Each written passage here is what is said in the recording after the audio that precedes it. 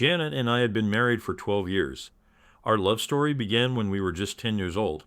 I never had much interest in college, so after high school, I landed an entry-level position at Wilson Engineering as a draftsman.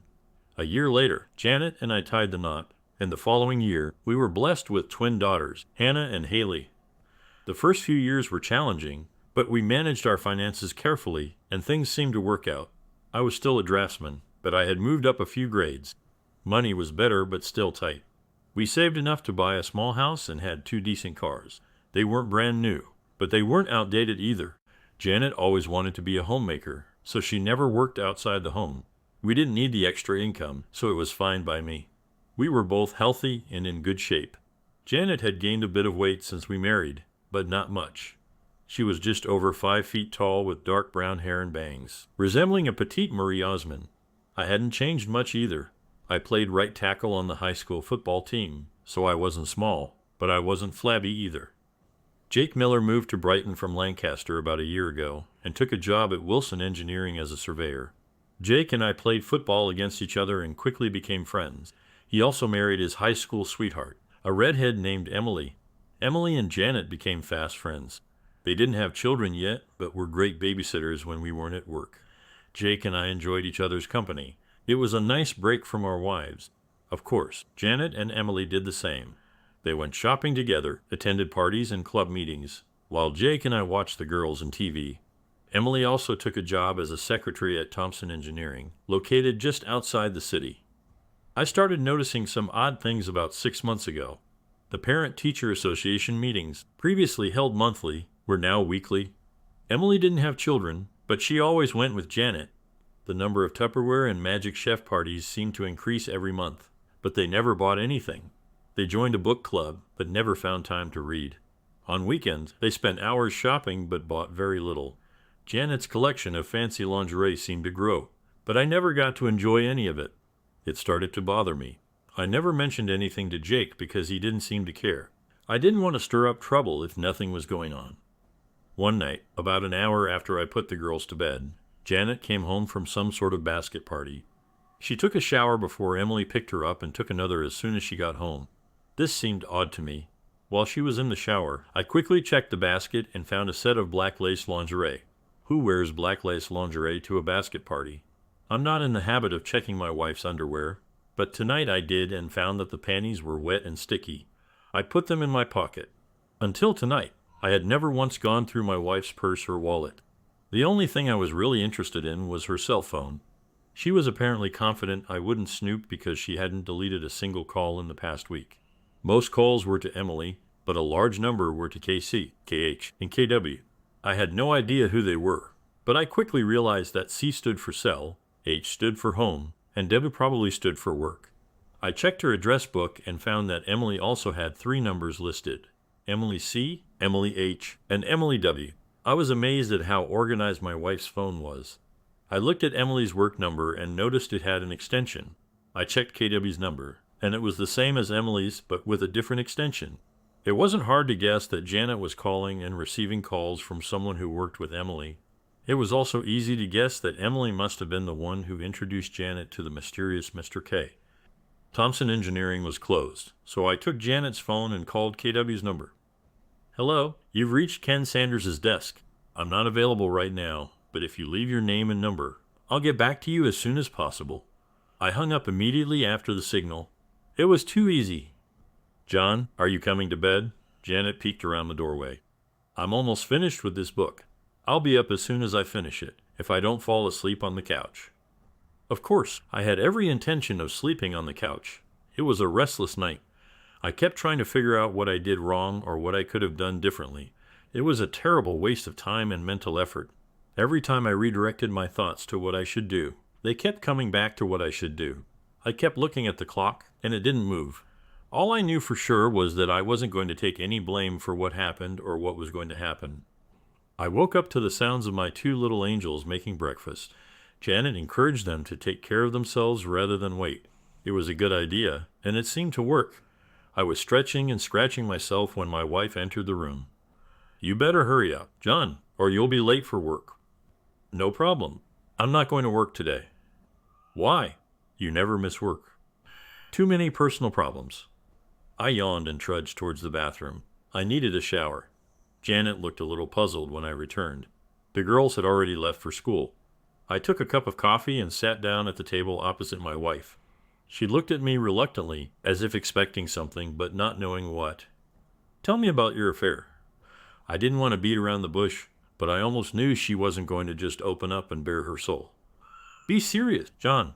Is that why you're moping? Do you really think I'm cheating on you? Yes. Now tell me about your affair. We've been married 12 years, John. Why would you even think such a thing? Janet, I have work to do today, and I'm not going to sit here and play games with you. I'll ask you again. Tell me about your affair. My loving wife let out an exasperated sigh and leaned towards me. John, it's all in your head. There is no affair. Well, I'd like to thank you for your honesty, but I can't right now, can I? She leaned back in her chair and sipped her coffee as if she had taken control of the situation. Can you answer me a few simple questions? Questions? Yes, John, of course. What would you like to know? Why do you go to PTA meetings every week even though the PTA secretary says they only have monthly meetings and you haven't been to one in 6 months? I do not understand what you're saying. She was a little less sassy. You and Emily go to non-existent PT and meetings every Tuesday. Why would you lie about something like that? Janet pondered the question for a while and then found the answer. I'm truly sorry, John. It's ladies' night at Rose's Cantina on Tuesday, and Emily and I go for 2 for 1 margaritas. We didn't want you and Jake to think we were messing around, so we didn't tell you. It was a mistake, and I'm very sorry. From now on, we will inform you. Nice try. Janet, of course, you know that I will check this. I'm sure Emily will support you. But what about the people from Rose's? John, you're making more out of this than there is. When you go to little Tupperware parties and things like that, why do you take a shower before you leave and another when you get home? She was in no hurry. Again, a lot of women smoke at these parties. When I come home, I want to get rid of the smell in my hair. It's not a big deal, John. Why do you wear fancy underwear to go to these parties? You never wear sexy things for me unless it's a special night. Every evening you spend with these housewives, you wear your best. Why? I don't have a good answer to this question. I just want to feel dressed up sometimes when I go out. Her lies began to irritate me. It was time to put an end to this. I was angry, and it was difficult to control. These are the panties you wore last night. I threw them on the table. When you came home, the crotch was wet and covered in something sticky. I know what the hell sperm is, and I know it's not mine.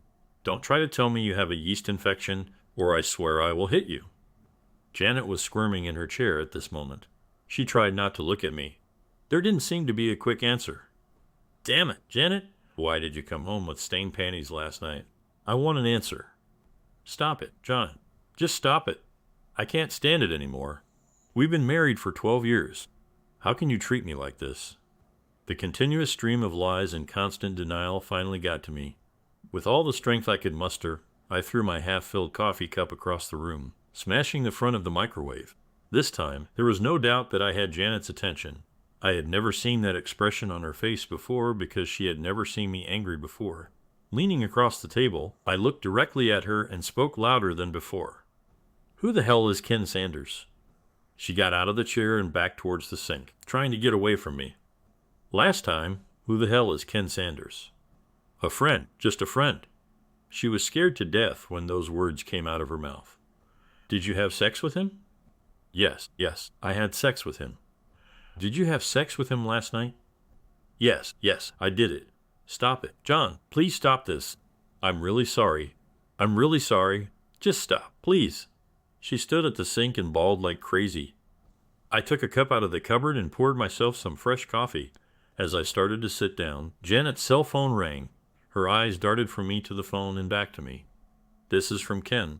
I think we better answer. I pressed the speakerphone button and answered the call. Good morning, honey. I just got to work and saw that you tried to call me last night on my work number.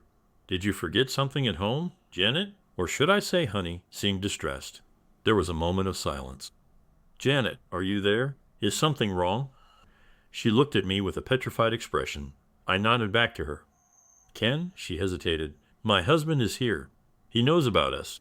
He has the phone on speaker. He didn't hang up, but he didn't answer either. I felt obligated to let him off the hook. Ken, good buddy, I have some things I need to do this morning, but I promise to come see you this afternoon.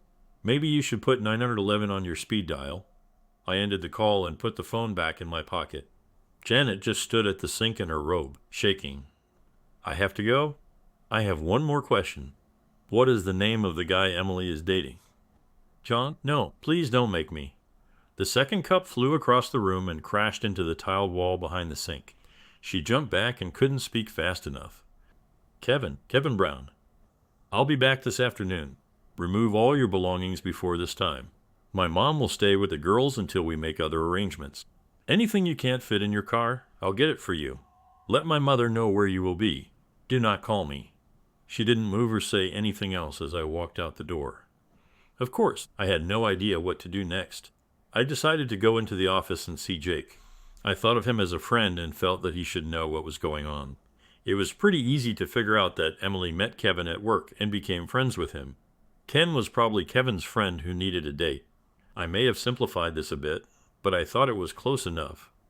Jake was not in the office. He was on the site setting some stakes or something like that. I called him on his cell phone. Jake, I don't want to bother you, but I have bad news. Is someone injured? Not yet, but they will be. What the hell are you talking about, John? Janet and Emily got themselves a couple of boyfriends on all those nights when they had to go to meetings and Tupperware parties. They actually got together. You are sure? I don't believe you, John. Sounds like some kind of nonsense to me. Ask Emily about a guy named Kevin Brown. He works with her at Thompson. I think she introduced Janet to another guy from there. Damn, are you sure? Damn it, John. I know Kevin Brown. We were in the same graduating class. What about a guy named Ken Sanders? Yes, him too. Tall, skinny guy. John, I believe Janet is going to warn Emily as soon as she can. Janet gave me a whole lot of crap this morning before I pinned her down. I'm sure you'll get the same from Emily. Jake hung up, and I went to HR to ask for a short leave. I didn't feel like working right now. It only took 10 minutes to transfer all the work I was doing to another draftsman. Around the same time, Janet's cell phone rang. Caller ID showed it was Emily. Janet, what the hell is going on? Jake just called me. He is on his way to the office. I think someone said something to him. I didn't answer her. Janet, are you there? Now is not the time to play. Hi, Emily, this is John. I had to borrow Janet's cell phone this morning. Mine was dead. What are you talking about? Emily, what exactly did someone say to Jake? I couldn't help it. At that moment, I felt angry and disgusted. I'm so sorry, John. I thought I was calling Janet. I'll try to take her home. I don't think you should bother her right now. She is very busy packing all her things. She doesn't have time to chat. What do you mean pack her things? She's going back to live with her parents for a while. The pause on the other end of the line was funny. I smiled as I imagined all the scenarios running through Emily's head. I think it would be more important for you to tell Kevin that Jake is on his way. He could probably use a head start. Oh God, no. This can't be true. No. She hung up. This woman's nerves. We only had one credit card, so canceling it was no problem. We also had an ATM debit card. It took me 5 minutes to change the PIN number. I had no idea what to do with the checking account, so I just ignored it for now. In any case, I needed it to pay utilities and other bills. I just hoped Janet didn't take any receipts with her. The cell phone rang again, but this time it was my phone. Jake chased Kevin Brown out of the Thompson building and caught him in the parking lot. He was in jail and wanted me to tell his brother from Lancaster to come and post bail for him. I called his brother. There was nothing more I could do for Jake, so I went to Taco Bell. After lunch, I went to visit my mom and dad. I explained everything to them. Mom was more than willing to watch the girls for a while. She stayed with me during the week, and the twins stayed with them on the weekends. Now it was time to visit Ken Sanders. The guys in Thompson's drafting department were eager to tell me about Jake's visit that morning. The drafting department overlooks the parking lot, and they saw everything that happened. Jake caught Kevin before he could get to his car. He threw him over the hood of one of the cars and started smashing his face. The guards followed them and tried unsuccessfully to get Jake off him. Finally, one of them hit Jake in the neck with a stun gun. He wasn't home yet when they put him in the police car. They had to take Kevin in an ambulance. One of the guys showed me the office where Ken Sanders worked. It was empty. Looks like old Ken quit suddenly this morning. We walked past Emily's desk. She wasn't there either, but it looked like she was still working there. 10 minutes later, I found out Ken's home address and headed to the parking lot. It was a small ranch with no garage. There was a white Lexus in the driveway with the trunk and back doors open. As I approached the door, Ken Sanders came out with an armful of clothes. He dropped everything and rushed back into the house as soon as he saw me. I tripped over the things he dropped and managed to see him exit out the back as I entered. I had to laugh at his reaction. Damn, I wasn't like Jake. I was a good guy? It looked like the kind of place that would be rented fully furnished. That's why he didn't have a truck. In another 10 minutes, he would have finished and left town. I was looking forward to talking to Ken, but I didn't want to chase him. I looked around the room for anything interesting and got a few pleasant surprises. The first thing I picked up was his cell phone. It lay on the table in the living room next to a file containing his passport and some personal documents. There was a cute little laptop computer on the dining table. I couldn't find anything else, so I packed up the few goodies I had and left. I didn't want to do anything that could be considered criminal, so I resisted the urge to crash his car. This was beautiful. I think it was a crime to take things out of the house, but damn, he left the door open, and anyone could have taken them. Unable to fully control myself, I let the air out of just one of his tires. He'd have to empty the trunk to get to the spare tire, and I'm sure he'd do it with one eye on the street looking for me. I'll pick it up later. He received the message. I went into the prison to see Jake. His brother was there, and they were busy with legal matters, so I just waved and smiled at him. He seemed to have everything under control. Mom was already at home, and dinner had begun. We talked for a bit, and then I took the things I bought from Ken into the office where I kept my computer and everything. Before I could take a closer look, Hannah and Haley returned from school. I decided it would be best to tell them what was going on before they asked. I didn't have a chance. Hi, Dad. What is Grandma doing here? Where's Mom? Hannah beat me to it. Your mother and I decided to take a little break from each other. She will live with her parents for a while. Haley started to smile, and Hannah rolled her eyes and groaned. I win. Haha, I win. I told you. Haley was gloating about something, and her sister was frowning. What's happening? What's so funny? Haley volunteered to explain. Hannah and I had an argument. I said Mom cheated on you, and she said that would never happen. Looks like I won. I never said anything about your mother cheating. We're not stupid, Dad, and don't treat us like children. We know what's going on. I just didn't want to admit it. Haley is right. Mom is cheating on you. How did you know this? I just found out. You're a little slow, Dad, and too trusting. Haley put her hand on my shoulder. It was strange, a 12-year-old girl trying to console her father. One Saturday, when Mom and Emily said they were going shopping at King of Prussia, Mom wouldn't let Haley and I go with her. She said it was an adult shopping day, and she would make it up to us later. When we got to school on Monday, 2 kids said they saw her with a guy in Nobles Grove. We called them liars, but one of the girls had a photo on her cell phone. It seemed pretty trivial.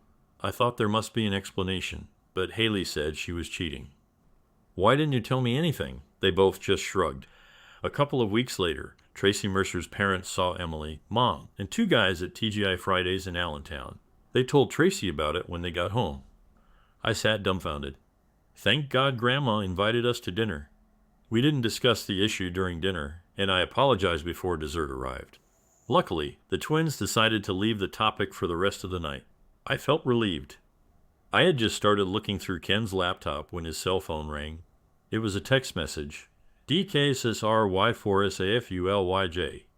Dear Ken, sorry for the trouble. Love, Janet. I'm not the world's best texter. In fact, I'm pretty bad, but I had no trouble reading this message. It came from Emily's cell phone, which meant Emily and Janet were together. I couldn't resist the temptation. TJ, thanks a lot, John. Now she knew that I had Ken's cell phone. I spent the next couple of hours going through files and folders on Ken's computer. There were no emails between Janet and Ken, but there were some interesting emails between Ken and some old friends in Lancaster. I was shocked by what I read, and I definitely didn't like it. Janet and I had been together almost our entire lives, and now I learned that I never really knew her. She seemed to have gotten closer to Ken in less than a year than she had with me in almost 20. While I was replacing the cartridge in the printer, I noticed that I was crying. This is not what I usually do. She had hurt me with her deception, and now I felt the salt in the wounds. Perhaps it was because of my tears. I printed out several emails and a dozen photographs. I would have taken more photos, but I ran out of expensive paper. There were no pornographic images or even anything racy. All of them were suitable for mixed company. Hannah poked her nose in the door and asked if she could call her mother. I didn't feel like I could refuse. My mother was with the twins while they talked to Janet and overheard everything. She didn't eavesdrop, but it seemed like the girls weren't trying to hide anything. Mom later told me that they didn't cut Janet any slack and blamed her for the whole problem. The conversation lasted less than 5 minutes.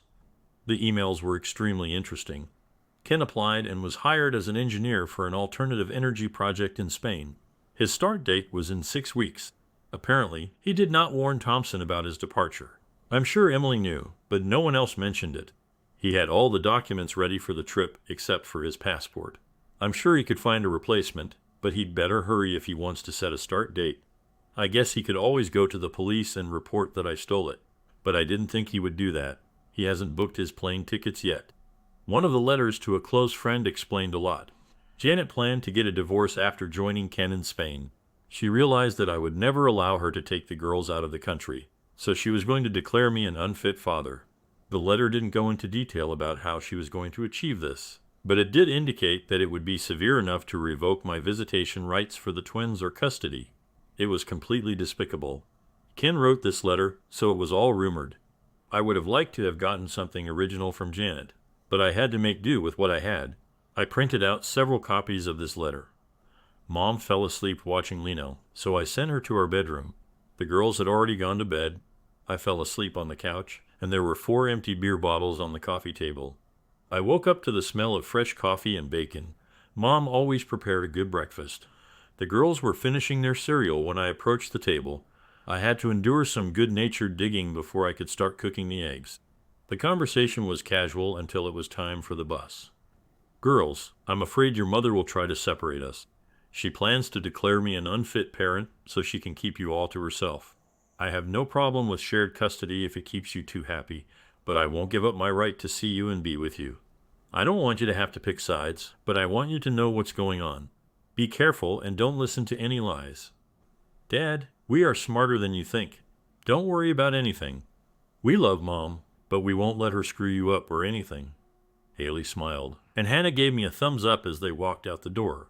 Mom filled my cup and sat down with hers. Relax, John. Everyone is on your side. After showering and shaving, I put on some clothes that were a little nicer than what I usually wear. When I left the house, I felt a little strange because I had 3 mobile phones with me. I made a mental note to buy the cell phone charger Ken had given me. I probably won't need it, but I'd rather be prepared. I checked into the family services office and waited for the caseworker to call me. I was confused when I finally got the call because I knew the woman who came to my aid. John Terrell, I haven't seen you for over 10 years. What did you do? Jody Mitchell was easy to remember. In high school, she was one of the goth girls. The goths had their own small group and stuck together. They were ostracized by most of the other kids, especially the athletes, including me. She looked normal now, but I'll only ever remember her for her pink hair, black lipstick, and dark eye makeup. The funny thing is that the goths could never determine whether they were into drugs, sexual deviance, or witchcraft. As for Jody, it was probably none of those things, but you always believe the most outrageous things. The sign on her desk read J. Mitchell, so I assumed that she had never been married. 12 years ago, I could understand it, but today she looked great. What can I do for you? My train of thought was interrupted by her question. I discovered that I stuttered a little. You look great, Jody. She laughed at my awkwardness. You mean compared to how I looked before? Now I felt embarrassed. Probably, but I didn't mean to imply anything. Relax, John. I was halfway through college when I realized that I was smart enough to see the world as I was without a false facade. I've been what you would call normal for almost a decade now. I'm much more comfortable saying normal than before. Damn it, but that sounds patronizing. I have a hard time keeping my foot away from my mouth. You must excuse me. Forget it. Why are you here? Before we begin, I need to ask you a question. Do you have a file or report on me? Anything at all? Her fingers danced across the keys like a pianist. There's nothing here, John. You married Janet Wilcox, is that right? Yes. And there's nothing under her name either. It sounds like you two are feeding your children rather than beating them. You have children, right? Yes, we have 12-year-old twin girls, Hannah and Haley. Fine. Now can we move on to the problem that brought you here? Jody, this is a little far-fetched, and I know it may seem hard to believe, but my wife is planning to leave me and wants to take the girls with her. It's not hard to believe, John. We see this all the time. Shouldn't she have a reason to do something like that? Usually, when a mother comes to us, she has documents or something else to support the accusation. You just checked, and there's nothing there now, right? That's right, John. But how do I know that you're not setting me up because you did something and she hasn't had a chance to report it yet? She may be obtaining medical information or police reports before coming to our office. Just because we don't show anything on our computer doesn't mean you didn't do anything. You say I can't win. No, I'm not saying that. Why do you think she's going to do something like that? I had no intention of showing anyone the email Ken sent, but now I felt I had no choice. I had to ask myself why I made copies if I wasn't going to give them to anyone. I handed one across Jody's desk. Where did you take it? I took it from a computer that I got illegally. I know it can't be used for any legal reason, but it's kind of proof of what's going on. The word conspiracy comes to mind, but I don't know the legal definition of that. I wanted to talk to you or anyone in this office because I didn't know what to do. I don't know how to protect myself and my daughters from something like this, and I can't afford a lawyer. Jody Mitchell relaxed in her chair. I looked at her and didn't blink. She rocked back and forth several times and leaned toward me. Can you come back tomorrow morning? Yes. Fine, see you then. Can I keep this copy of the letter? I nodded. Yes, and turned to walk out the door. It was nice to see you, John. I smiled, and she smiled back. I forgot the goth girl and saw a new Jody. I didn't know any lawyers and didn't know anyone who knew lawyers, so I had to pick one from the phone book. I knew that she was planning to divorce me, but under the circumstances, things could change. I didn't want to take any risks. I wasn't sure what our financial picture would look like in the next few days or weeks. So I asked the lawyer to give me a price up front for the entire package and paid it in cash. I advised him to do it the fastest and easiest way he knew. If she wanted the house, she could have it because the property depreciated. It was worth less than the mortgage. I also insisted on joint custody of the twins. At a minimum, I would take full custody if he could do it. I would pay child support but not alimony. Jake called me on the way to lunch. He needed housing, and I, of course, offered to shelter him. We met at Taco Bell for a gourmet lunch. When I approached, a stupid smile appeared on his face. I know you can't be that happy. What's happened? A friend of mine who works at Community General Hospital told me a little information about Kevin. Emily went there to visit him. While she was there, Kevin's wife came in with their 2 children. Emily had no idea what she was walking into. Things got so messy that hospital security had to escort Emily out. I walked past Thompson to talk to her, and she was no longer there. She was gone. I think she should be home now, but I'm not sure. Why didn't his wife live here with him? I don't know. Why didn't he go home to his wife and kids on the weekends? I don't know that either. Honestly, I don't care. Jake took a week off from work to sort out his affairs. I didn't know where he would sleep since my mother also lived at home, but we decided that we would figure something out. He was going to go to his house to try and pick up some clothes and his personal belongings in case Emily wasn't there. He decided he didn't want to talk to her anymore. I was on my way to see my insurance agent, but I didn't make it because my cell phone rang again. John, this is Cameron Wilcox. Can you come over for a while so we can try to figure things out? Janet is in complete despair, and her mother is not helping. Who will be there? The 3 of us and Janet's sister, Carla. I'm not sure what you're hoping to achieve, but I'll be there in about 20 minutes. It was a dark group. I took a folder of goodies with me and gave up coffee. Who wants to start? John, Janet seems to think you're overreacting. She claims that you were furious and made her say things that weren't true to calm you down. She claims she didn't do anything wrong, and you have no right to kick her out.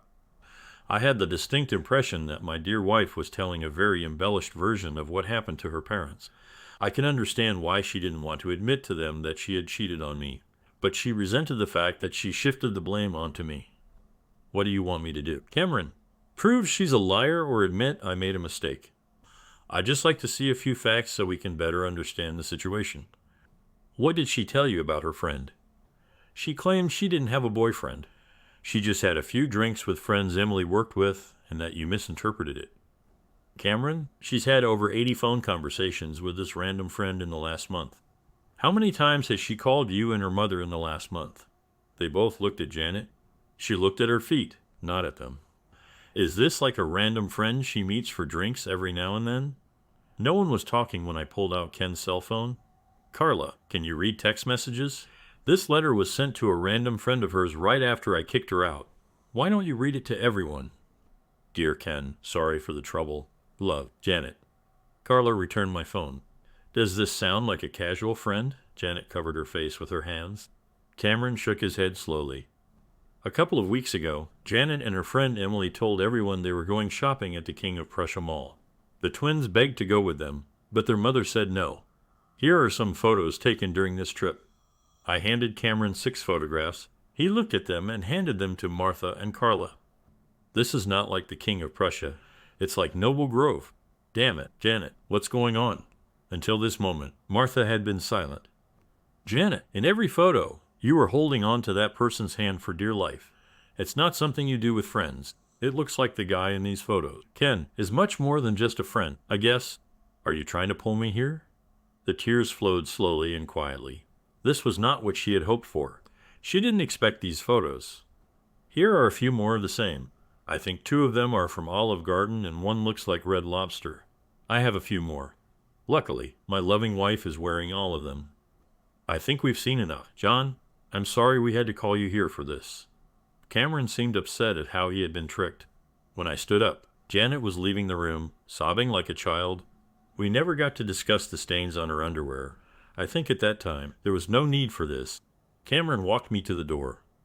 John, I'm sorry. We can't undo what's been done, but I guarantee you it won't be ignored. He shook my hand as I left. When I got home, Mom and Jake had already set up a fold-out bed in the living room. It wasn't really a hallway, just a small extra room where I kept my computer. Jake had a pile of extra clothes in the corner that he had taken from home. Emily wasn't home when he came in. The most interesting thing that was waiting for me when I returned home was the mail. In fact, it was waiting not for me but for Janet. A beautiful official envelope from the passport department. I knew I shouldn't open it, but I couldn't help myself. It was, of course, a passport, but more precisely, a family passport. The photo was of Janet and the 2 girls. I remember the girls telling me that they had their picture taken, but I never imagined it was for that purpose. Of course, my passport was not in the envelope. I immediately called Cameron and asked him to tell Janet that the goods had arrived. If she needed a passport, all she had to do was send Ken home to pick it up. I would only give it to Ken. I was usually at work when the letter arrived. I would never have known she got it. Cameron told me that they had asked Janet to find another place to live. They had no idea where she was going to go. They seemed a little angry with their daughter. He promised to tell her about the passport. The conversation over dinner was interesting and mostly comprised of the girls' day. A woman from family service came to our school, Hannah said with a shy smile. Would you like to talk a little more about this? Did she talk to you together or separately? We are both at the same time. Her name was Jody. She said you went to high school together. We went to the same high school at the same time, but we weren't together. Haley frowned at me for being smart. Pay attention, Dad. What did she want to talk to you about? You? All she talked about was you. Hannah and I agreed that she liked you. Did you understand this from a short conversation? She talked to us for over an hour. We missed the gym and the geography part. They were both talking at the same time, and I was having a hard time keeping up with them. Dinner was interrupted by Carla's phone call. She wanted to talk. I met Sister Janet at McDonald's. We took a corner with 2 very hot coffees. John, Janet asked me to try to explain what was going on. She couldn't do it herself. This may sound stupid, but if I have questions, how will you answer them? I don't think I can. All I can do is talk and you listen. I'm sure I'll mess something up anyway because most of it sounded like gibberish when she told it to me. You are setting me up so that you can tell me that you have no answers, only excuses and justifications. I always knew you were smart. John, let's get this over with. I have other things to do. First of all, she blames Emily for everything. Emily started cheating on Jake. and it sounded exciting and romantic. Janet said she had never had an exciting or romantic experience. All she ever had was you, loving and reliable. When Ken Sanders started at Thompson, Emily convinced Janet to join them for a drink and a bite to eat. While they were together, Emily and Kevin often disappeared for a little lovemaking and left Janet and Ken alone. Eventually, they started messing around too, and soon it was a full affair. Once it started, she couldn't or wouldn't stop it. Ken impressed her with his stories of what he was doing and what he was going to do. She wanted to go with him and share it all. When he asked her to go to Spain, she jumped at it. The big problem was not leaving you, but leaving the girls. She knew you would never let her take them abroad, so she was going to figure out a way to make you look like a bad father. Now she knows it was a mistake. After talking with the girls, she realized that they are closer to you than to her. She decided that she would not try to have twins if you agreed to a divorce without any condition. That's all. Almost. So. Yes, fine. Tell her to go and apply. I will not dispute this if everything is as you described. Oh, John, one more thing. Janet would like to get her passport. Do you have it with you now? Everything started to become clearer. I had no idea how she planned to do this, but I suspected that she had not given up hope of taking the girls with her. They kicked and scratched all the way unless she had something up her sleeve. The family passport played a decisive role in the deal. Carla, my coffee is cold. I'm going to go home and take a hot shower. Do not call me more. John, what the hell is wrong? How did I make you angry? You know damn well what you did. Do you two really think I'm that stupid? Go back to your whore sister and tell her there is no way she can have my daughters. Since you decided to do it, help her. I'll have to ask you to never talk to my girls again. Carla was talking on her cell phone as I left Mickey D's. I can only guess who she called. I arrived at the family services office before it opened. You couldn't stay away from me, could you? Jody walked into the office with a big smile on her face and a Starbucks cup in her hand. She motioned for me to sit down and apologize for not having more coffee. I think you know that I talked to your daughters yesterday. I nodded and smiled. For some reason, I was a little tongue-tied and out of my element. I remembered that the same thing happened the last time I talked to her. Because I was with Janet my whole life, I never had the opportunity to develop any social skills with other women. Looks like I've paid for it now. Is something wrong, John? Apart from that, no. I wasn't trying to be smart. I just couldn't formulate the words. I'm so sorry. Jody, I think I'd better leave. I'm not aware of all this morning. I'll call you later. Before you go, I would like you to know that I am getting a restraining order against your wife. I can't stop her from seeing or being with the girls, but I can stop her from taking them out of state or denying you access to them. It will be delivered to her before noon. This brought a big smile to my face, but I left the office anyway. I headed to the nearest Starbucks. This coffee definitely smelled good. Until today, everything was under control. Now I felt depressed and confused. I drove around for a bit and then headed home. Jake told me that Emily had moved back to her parents' house near Afra, so he was only returning to his place until he could sell or rent it out. He spent the morning at the bank, the insurance company, and the law office. He wanted to try to get some money from Thompson, but they didn't have a company policy against fraternization. His lawyer said it would be an uphill battle. He walked past the hospital and learned that Kevin was being discharged. His wife was filling out paperwork for her discharge when she saw Jake. Before he could leave, she cornered him and carefully explained that she was trying to get Kevin to drop the charges against him. He was very surprised when she thanked him for his help. Apparently, she had been trying to fix the situation with Kevin for several years without success. After Jake left, I just sat on the porch and drank beer. Mom brought me a meatloaf sandwich and sat with me for a while. She didn't say anything, but she drank the beer. She said that Dad would come for dinner and stay the night. When Jody Mitchell pulled up, Mom came into the house. Jody sat next to me, but refused the cold beer I offered. We sat there for a few seconds before she spoke. I served Janet's papers about an hour ago. She was a very angry woman. By the way, she was staying with her sister. I finished the long neck that I was holding in my hand. I think it's good, but why do I feel so bad? In such cases, there is nothing good, John, just less bad. I pulled out another beer, paused, and put it back in the refrigerator. Could you come in and explain all this to the girls? I get along well with them, but no matter how carefully I express myself, it will sound like I'm blaming their mother. I'm afraid if I do this, I will somehow push them away. I do not want to do this. How about 7 tonight? I nodded as she stood up and walked to her car. She stopped halfway and looked back. This was a good sign, and I smiled. She smiled back. Jody came over that evening and spent a long time with Hannah and Haley. Jake and I were busy searching his house and clearing out anything that belonged to or reminded him of Emily.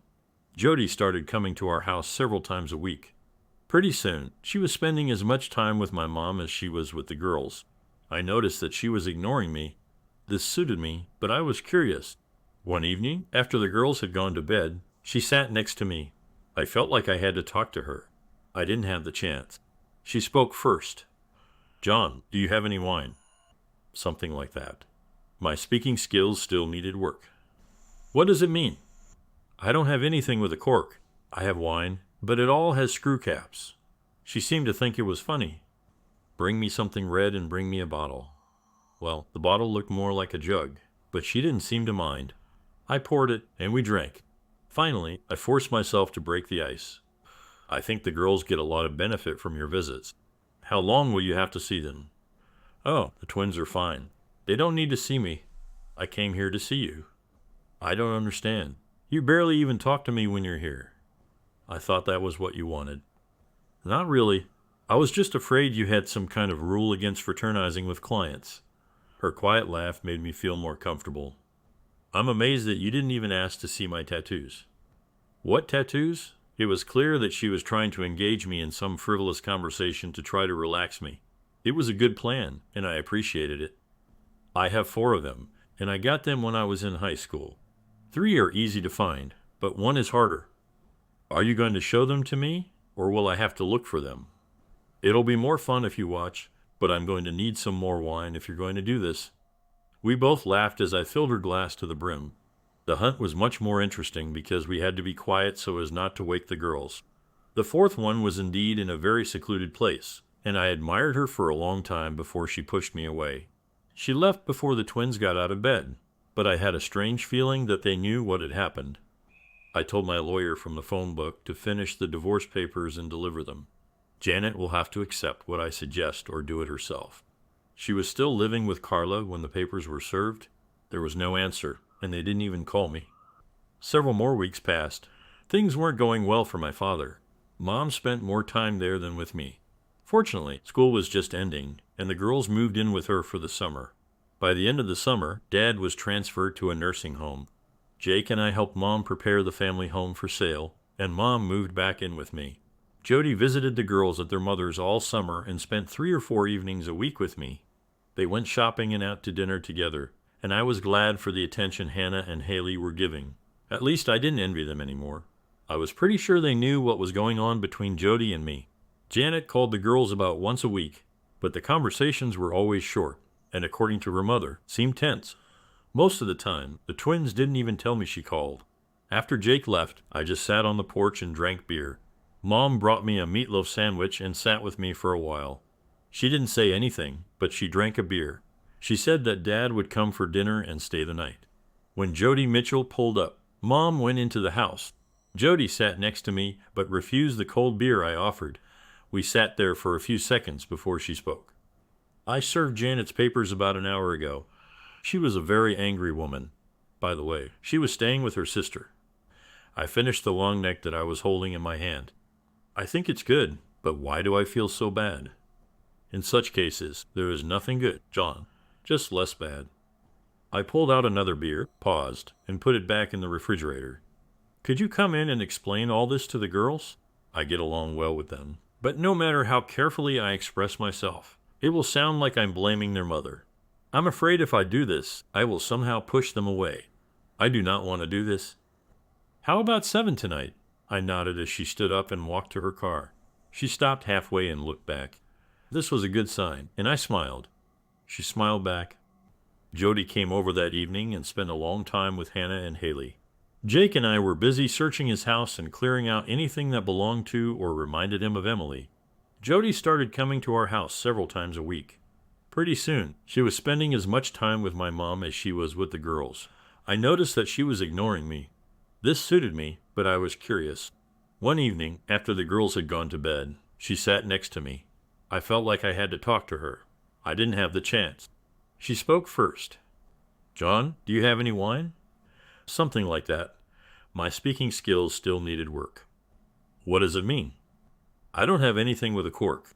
I have wine, but it all has screw caps." She seemed to think it was funny. "Bring me something red and bring me a bottle."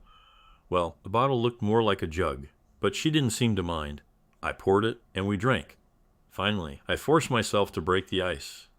"I think the girls get a lot of benefit from your visits. How long will you have to see them?" "Oh, the twins are fine. They don't need to see me. I came here to see you." "I don't understand. You barely even talk to me when you're here." "I thought that was what you wanted." "Not really. I was just afraid you had some kind of rule against fraternizing with clients." Her quiet laugh made me feel more comfortable. "I'm amazed that you didn't even ask to see my tattoos." "What tattoos?" It was clear that she was trying to engage me in some frivolous conversation to try to relax me. It was a good plan, and I appreciated it. "I have 4 of them, and I got them when I was in high school. 3 are easy to find, but 1 is harder." "Are you going to show them to me, or will I have to look for them?" "It'll be more fun if you watch, but I'm going to need some more wine if you're going to do this." We both laughed as I filled her glass to the brim. The hunt was much more interesting because we had to be quiet so as not to wake the girls. The 4th one was indeed in a very secluded place, and I admired her for a long time before she pushed me away. She left before the twins got out of bed, but I had a strange feeling that they knew what had happened. I told my lawyer from the phone book to finish the divorce papers and deliver them. Janet will have to accept what I suggest or do it herself. She was still living with Carla when the papers were served. There was no answer, and they didn't even call me. Several more weeks passed. Things weren't going well for my father. Mom spent more time there than with me. Fortunately, school was just ending, and the girls moved in with her for the summer. By the end of the summer, Dad was transferred to a nursing home. Jake and I helped Mom prepare the family home for sale, and Mom moved back in with me. Jody visited the girls at their mother's all summer and spent 3 or 4 evenings a week with me. They went shopping and out to dinner together, and I was glad for the attention Hannah and Haley were giving. At least I didn't envy them anymore. I was pretty sure they knew what was going on between Jody and me. Janet called the girls about once a week, but the conversations were always short, and according to her mother, seemed tense. Most of the time, the twins didn't even tell me she called. Jake's divorce from Emily was finalized. I had no idea what my status was. He also decided he wanted to start his own surveying business and asked me to come with him. I didn't have enough money to contribute until my mom came to the rescue. When she and Dad ran out of money, Medicare picked up his expenses. Instead of watching it all disappear, she thought I should use it for business. I believe she also thought of it as an investment in her future. 3 months later, Jake and I had our own small surveying business. Fortunately, my drawing skills developed into drawing stories. About a week into the new semester, the twins were visited by their mother. They thought they would go to the guidance office to see her, and they were both disappointed to see Janet. They tried their best to be polite and respectful to her, but they still couldn't. She told them she loved them both and was sorry things turned out the way they did. She was going to Spain to see the windmills and would send them some postcards. She promised to call them every year on their birthday and send them amazing Christmas gifts. They said she cried when she left. Janet never called me to tell me she was leaving, but the next week her parents showed up at the house. They apologized again for what Janet did, but made no attempt to defend her or justify her actions. Hannah and Haley were their only grandchildren, and they wanted to be able to see them. I had no problem with their request. They said Carla was too ashamed to come to me. She was torn between her sister and her parents. 2 months later, my divorce was final. Jody and I went to Red Lobster to celebrate. It was a rare evening without the girls. They didn't seem to mind. In fact, I think they were in some ways happy. We spent the night at a local Holiday Inn. The twins were delighted when I returned home at 10:00 the next morning. They didn't say anything, but they smiled from ear to ear all day. A year later, things were going great, but unfortunately, Dad passed away. Mom expressed interest in moving to Florida with her sister, but did not want to leave the girls. The twins felt that their grandmother had to leave. They carefully explained to me that Jody could take her place, even though she couldn't cook as well as my mother. They also insisted that they were old enough to live in separate rooms. It was an obvious and good plan. The girls received birthday cards from their mother, but there was no phone call. She also sent many postcards. All the postcards showed Spanish windmills. I wasn't sure what that meant. She sent them two fashionable embroidered dresses for Christmas, but didn't expect young girls entering their teens to experience a growth spurt. None of them seemed disappointed that the dresses were too small. Thompson Engineering became our largest client. Jake was pleased to learn that Kevin was now teaching electronics at a vocational school, which was a big downgrade from his previous position. He was no longer married. Emily remarried and moved to California. Ken Sanders didn't last 6 months at his new job.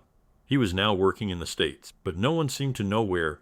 Jake contacted his high school's alumni association to see if he could figure it out. My best friend always thought I got away with Ken too easily. The strange thing was that the girls still received postcards with pictures of windmills. There was never any information on the cards, just general sentiments. Cameron told me that Janet called them several times. She worked at a travel agency in Barcelona. She never mentioned Ken or gave them any information about what happened between them. Jody and I went to Maryland to get married quietly. A year later, she was expecting. Hannah and Haley were just as excited as we were. They were looking forward to having a little goth girl as a sister. I think it was some kind of private joke between the girls and their new mother. They never let me in on it. I never understood the significance of Spanish windmills.